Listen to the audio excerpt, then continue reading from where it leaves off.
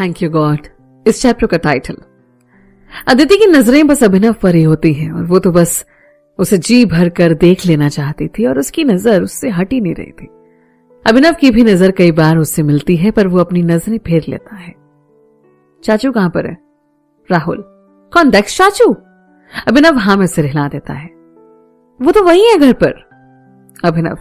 अकेले तो नहीं है ना? राहुल। क्यों? अभिनव। कहीं वो कुछ।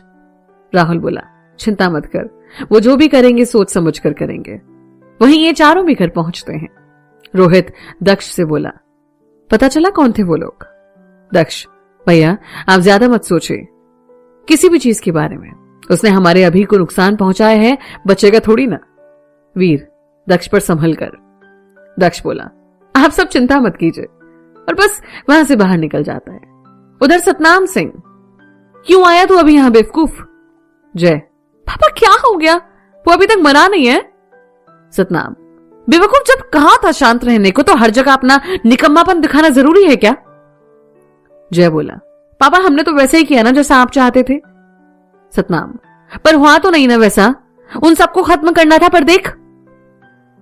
इसी बीच पुलिस उसके घर पर छापा मार देती है। सतनाम सिंह का एक आदमी दौड़ता हुआ उसके पास आता है। हुजूर वो पुलिस वाले आए हैं। सतनाम सिंह फिर जय को छिपने के लिए बोल देता है और खुद बाहर जाता है। पुलिस वालों के साथ दक्ष भी था। दक्ष बोला, तुझसे कहा था ना तू बचेगा नहीं। सतनाम फिर उसे बुलाता है।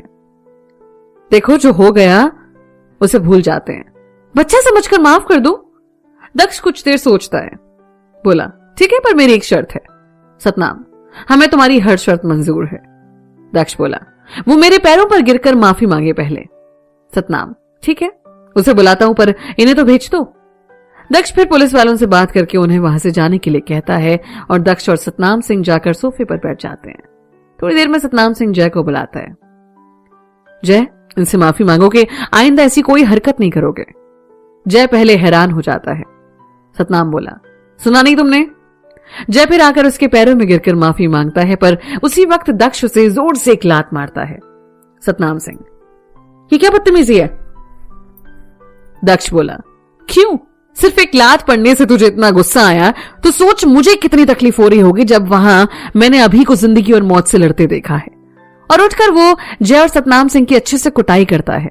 इन दोनों को अलावा कोई और दक्ष के गुस्से को देखकर बीच में नहीं आ रहा था, क्योंकि वो सबसे पहले ही ये सब झेल चुके थे। थोड़ी देर बाद पुलिस वाले वापस अंदर आ जाते हैं। दक्ष, ये लीजिए इंस्पेक्टर साहब आपका मुजरिम, और जय को पुलिस के हवाले कर देता है और पुलिस वाले उसे लेकर वहां से चले जाते हैं। वहीं सतनाम सिंह के घर के बाहर मीडिया का जमावड़ा लग चुका था और सब तरह तरह के सवाल सतनाम सिंह से पूछ रहे थे। सतनाम गुस्से में तिल मिलाकर घर में घूमता रहता है। इस नालायक ने मेरे पूरे पॉलिटिकल करियर पर पानी फेर कर रख दिया, और गुस्से में बस टहलता रहता है। उधर हॉस्पिटल में अभिनव फिर एक बार दवाई के असर की वजह से नींद में जा चुका था और राहुल भी उठकर वहां से चला जाता है। बस अदिति वहां बैठी रहती है। राहुल वहीं गैलरी में खामोश सा खड़ा रहता है। उसके चेहरे पर दर्द की लकीरें साफ दिख रही थी, और हो भी क्यों ना, जिससे उसने पागलों सी मोहब्बत की थी, जिसके लिए वो सबसे लड़ने को तैयार था। अंत वक्त पर वो ही अपनी मोहब्बत से मुकर गई और किसी और की दुल्हन बन गई। उसकी आंखों से आंसू बहने लगते हैं और अफसोस जो उसका दर्द बांट सकता था वो खुद अभी अस्पताल में बिस्तर पर पड़ा था। उसकी आंखों से बेतहाशा आंसू बहे जा रहे थे और वो अपनी रोने की आवाज को अपने हाथों से मुंह बंद करके दबा रहा था। क्यों किया सनाया तुमने ऐसा? एक बार कह देती प्यार नहीं है, तुम्हारी जिंदगी से बहुत दूर चला जाता, पर यूं छोड़कर जाना कि ना संग रही और ना जीने की वजह छोड़ी। क्यों किया ऐसा? ऐसी क्या मजबूरी थी सनाया जो तुम हाथ छोड़कर चली गई? और बस उसकी आंखों से आंसू बहते रहते। उधर अदिति की नजरें अभिनव पर ही थी। अदिति, अब और नहीं, अभी अब मेरी वजह से तुम्हें और तकलीफ नहीं होगी। शायद तुम्हारा कर्ज मैं जिंदगी भर ना उतार पाऊं, पर इतना वादा है तुमसे कि अब तुम्हारी जिंदगी में मेरी वजह से कोई परेशानी नहीं होगी। और उसकी भी आंखों से आंसू बह पड़ते हैं। उसी वक्त अभिनव की नींद खुलती है और वो पानी के लिए कहता है। अदिति तुरंत उठकर उसके पास जाती है और उसे पानी पिलाती है। अभिनव की नजर फिर एक बार उस पर जाकर ठहर जाती है और एक बार तो वो अदिति की आंखों में खो जाता है और फिर तुरंत ही अपनी नजरें फेर लेता है। अदिति भी उसे आराम से लिटा देती है और वापस कुर्सी पर जाकर बैठ जाती है। दोनों ही शायद एक दूसरे से बहुत कुछ कहना चाह रहे थे, पर शायद दोनों के पास ही शब्द नहीं थे कि एक दूसरे से अपने दिल का हाल बयां कर सके। अभिनव फिर से एक बार वापस नींद में चला जाता है। शाम के वक्त राहुल हॉस्पिटल के बाहर खड़ा खामोश था कि उसी वक्त वहां पर दक्ष आता है। क्या हुआ चाप, यहां क्यों बैठा है?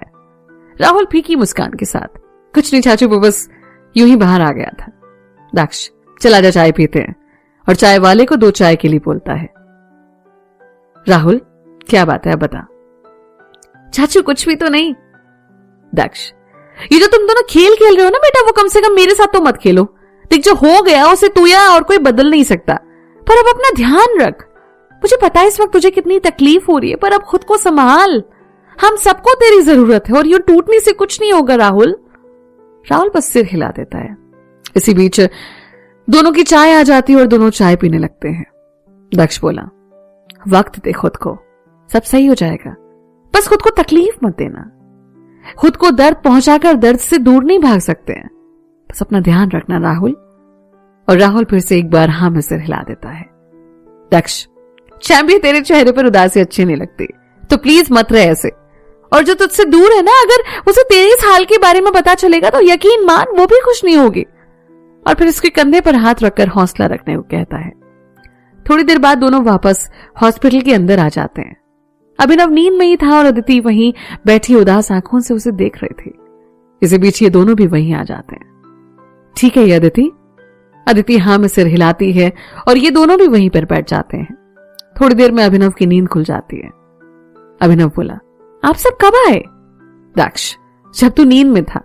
अब ठीक है? हाँ चाचू। फिर तीनों हंसी मजाक करने लगते हैं। कुछ देर बाद वीर, श्रुति, रोहित और प्रिया भी आ जाते हैं और सभी काफी देर तक बैठकर बातों में लगे रहते हैं। अदिति जो गौर से अभिनव को देख रही थी और उसके चेहरे पर मुस्कान देखकर वो खुश थी कि आखिरकार इतने वक्त के बाद इसके चेहरे पर हंसी तो देखी। और फिर उसकी आंखें नम हो जाती हैं। अभिनव की नजर उस पर जाती है और अदिति अपना मुंह फेर लेती है। शायद एक बार फिर अभिनव के दिल में अदिति ने दस्तक दे दी थी और वो भी मुस्कुरा उठता है। रात के वक्त सिर्फ राहुल वहां रुकता है और बाकी सबको वो घर भेज देता है। देर रात के वक्त अभिनव की नींद खुलती है और राहुल उसे सहारा देते हुए वॉशरूम तक ले जाता है और फिर वापस उसे बेड पर लेटा देता है। राहुल वहीं स्टूल लगाकर उसके साथ बैठ जाता है। अभिनव बोला, तू ठीक है ना? राहुल, हाँ मुझे क्या होना है, मैं बिल्कुल ठीक हूं, फाइन। अभिनव, खुद को संभाल भाई, जो हो गया हम उसे बदल नहीं सकते। राहुल बोला, पागल है क्या तू भाई? उसे मैं एक बुरे हादसे की तरह भूल चुका हूं और मुझे कोई फर्क नहीं पड़ता। और क्यों फर्क पड़े भाई, तुम सब हो ना मेरे साथ, फिर क्यों सोचना किसी और चीज के बारे में? अभिनव बस मुस्कुरा देता है और राहुल भी उसी के साथ मुस्कुरा पड़ता है। दोनों काफी देर तक बैठकर बातों में लगे रहते हैं और फिर दोनों वहीं सो जाते हैं। उधर अदिति को नींद नहीं आ रही थी और वो बालकनी में आकर खड़ी हो जाती है। बार बार उसे वो बुरा हादसा याद आ रहा था और उसकी आंखों से आंसू बह पड़ते हैं। हाथ जोड़कर वो भगवान का शुक्रिया अदा करती है और फिर वहीं पर शांत खड़ी हो जाती है। बनारस शहर और उसमें अभिनव के साथ बिताए हुए अनगिनत पल एक एक करके उसकी आंखों के सामने आने लगते हैं और कभी उसके चेहरे पर मुस्कान तो कभी दर्द उभर आता है और अगले ही पल फिर से मुस्कान। और जब उसका मन वहां शांत नहीं होता तो वहां से बाहर निकल जाती है और अस्सी घाट की तरफ निकल पड़ती है। गलियों से निकलते हुए वो अस्सी घाट की सीढ़ियों पर जाकर बैठ जाती है। इसी बीच उसे पीछे से एक आवाज सुनाई पड़ती है, क्या बात है बेटा, तेरा मन बड़ा अशांत है। और अदिति पीछे पलट कर देखती है। अदिति सिर झुकाकर बाबा को प्रणाम करती है। सदा खुश रहो बेटा। अदिति, बाबा आप यहाँ? बाबा, हाँ बेटा, यहां से गुजर रहा था तो इस तरफ तुझे बैठा देखा तो चला आया। क्या बात है, मन में उथल पुथल मची हुई है? अदिति सिर झुका लेती है पर कुछ बोलती नहीं। बाबा, खुद को शांत रख और यकीन मान, इस संसार में जो भी होता है हर चीज के पीछे एक वजह होती है, उस ऊपर वाले की माया है। अदिति बोली, बाबा ऐसा क्यों होता है जिससे प्यार हो हम उससे ही बिछड़ जाते हैं? बाबा, बेटा देख, प्यार का मतलब सिर्फ मिलना नहीं होता, ये आपको सामने वाले की खुशी के लिए उससे कई बार दूर भी जाना पड़ता है। अदिति, और अगर सामने वाला खुश ना हो दूर जाकर तो? बाबा, तो बस इतना समझ लो कि ऊपर वाला आपकी परीक्षा ले रहा है और अगर आपका प्यार सच्चा है तो वो आपको जरूर मिलेगा। अदिति, और जो इतना दर्द होता है उसका क्या? बाबा बोला, किसने कहा ये दर्द है? जरा सोच कर देखो, जब वो तुम्हें मिलेगा तो तुम्हें कुछ याद नहीं, बस वो तुम्हारी दुनिया को अपने प्यार से इतना भर देगा ना कि तुम्हारा सारा दर्द, सारी तकलीफें बस चंद लम्हों की बात रह जाएगी। अदिति, बाबा प्यार क्या होता है? बाबा, बेटा ये तो वो एहसास है जिसे शब्दों में बयान नहीं किया जा सकता है। बस इतना है कि जब सामने वाले को खुश देख के आप अपने गमों को भूल जाओ तो बस वही प्यार है, इसमें जिद नहीं होती बेटा। अदिति हाँ में सिर हिला देती है और दोनों वहां कुछ देर खामोश बैठते हैं। बाबा बोले, बिटिया खुश रहना और बाबा विश्वनाथ से प्रार्थना करूंगा कि तेरी हर मुश्किल हल हो जाए।